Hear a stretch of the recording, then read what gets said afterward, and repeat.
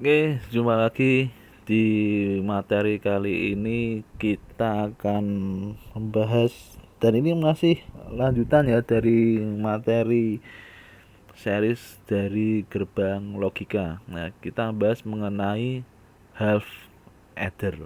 Nah, apa itu half adder? Yuk, kita langsung saja kita bahas. Ya, namanya saja half. Half itu apa half? Nah, half itu separuh ya atau setengah. Setengah setengah Ether itu apa ether? Ya, ether dari kata dasar add. Nah, add itu apa? Jumlah. Ether berarti penjumlahan. Nah, penjumlahan. Nah, yang dijumlah apa sih? Ya, jadi ini kita belajar ini. Nah, jangan dilihat dari segi teknisnya saja ya, tapi juga saya harap dipelajari juga di filosofi atau konsep berpikirnya. Nah, bagi yang sudah melihat materi saya sebelumnya ini kan satu bagian ini ya, Gates and Boolean ya. Ini di sini saya sudah ngomong fungsinya komputer pertama kali itu buat apa? Untuk kalkulator, ya, kalkulasi untuk melakukan perhitungan. Perhitungannya apa? Ya, sederhana saja, plus dan min. Nah, kalau dulu Mbah Blaise Pascal ini tahun 1623, beliau masih menggunakannya mekanis. Nah, setelah ditemukannya listrik, nah, kan kalau ada pertanyaan energi apa yang paling mudah diubah bentuk, ya, jawabannya jelas sepakat listrik ya. Listrik mudah sekali diubah menjadi bentuk apapun ya. Mau jadi tenaga listrik menjadi energi gerak atau energi listrik menjadi energi potensial, bisa disimpan di baterai misalkan. Nah, ini ya, setelah ditemukannya listrik, bagaimana peneliti zaman itu, bagaimana ya cara membuat kalkulator tapi menggunakannya listrik ya. Lalu di zaman sekarang bisa atau pakainya komputer lah. Zaman dulu bayangkan belum ada komputer, bagaimana orang kok bisa menemukan penjumlahan pakainya listrik ya, menjumlah pakainya listrik. Nah, ya. Oleh karena itu berevolusi terus ya, kita maju ke transistor.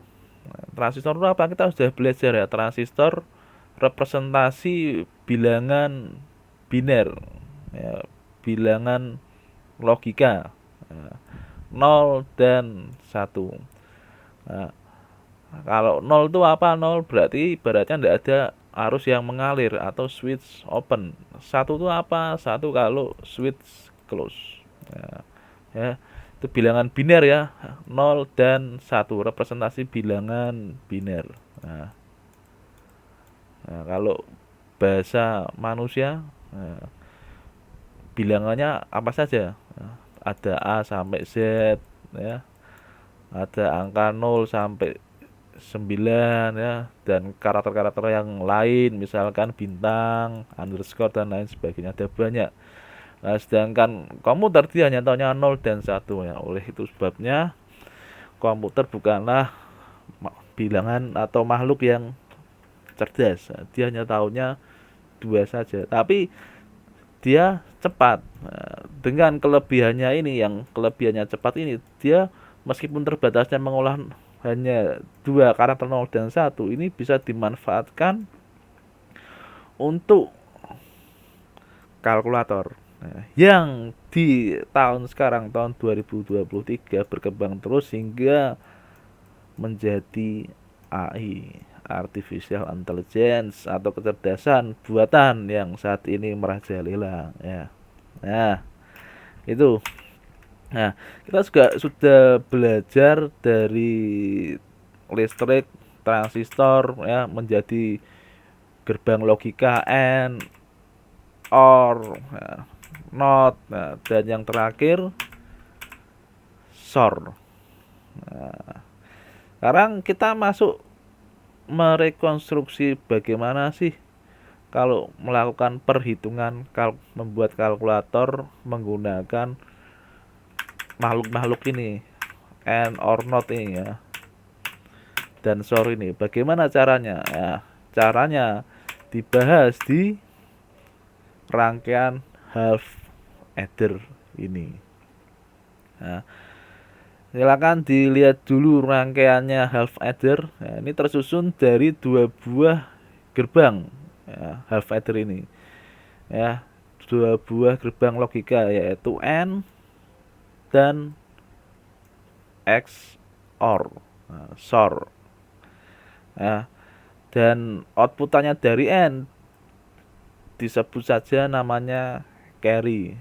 Outputannya dari XOR namanya sum. Ya. Nah, inputannya masih standar ya, A dan B. Nah, sekarang kita lihat tabel kebenarannya. Ya, tabel kebenarannya. Ya, kita lihat inputannya A 0, B 0, sumnya 0, carry-nya 0. Kok bisa? Nah, kita cek aja. Yuk kita cek. A-nya 0, ya, A-nya 0, B-nya 0. Ya. Kita lihat berarti sampai di sini juga A0, B0. Nah, outputnya apa kalau di N kan? 0 dengan 0. Nah, hasilnya 0. Carry-nya 0 ya. Terbukti. Ya, sekarang yang XOR. A-nya 0, B-nya 0, berarti outputnya hasilnya. Balik lagi ke gerbang logika SOR. Ya. Outputnya, inputnya 0 semua. Hasilnya bagaimana? Hasilnya ya 0. Nah, ya, berarti di sini 0. Nah, terbukti ya 0. Sekarang kita lanjut ke yang kedua. Nah, yang kedua yang berbeda apa? Yang berbeda nilainya B sekarang 1. A-nya 0. Apa yang terjadi? Ya, A-nya 0 berarti di sini tetap 0. Ya, B-nya 1.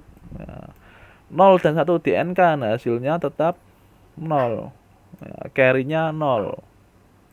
Terbukti ya. Carry-nya 0 terbukti. Kemudian kita masuk ke hasil sumnya. Nah, sumnya 0 dan 1. Ya. Apa akibatnya kalau inputannya 0 dan 1 di SOR? Outputnya hasilnya 1. Nah, berarti di sini hasilnya 1. Terbukti ya. Nah, sum 1. Nah, kita langsung meloncat yang ke 4 ya, baris keempat ya. Baris yang keempat kita lihat baris yang keempat inputannya 1 semua.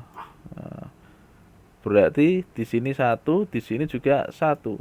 1 dengan 1 di N kan hasilnya apa? Ya 1. Nah, kalau di XOR-nya gimana?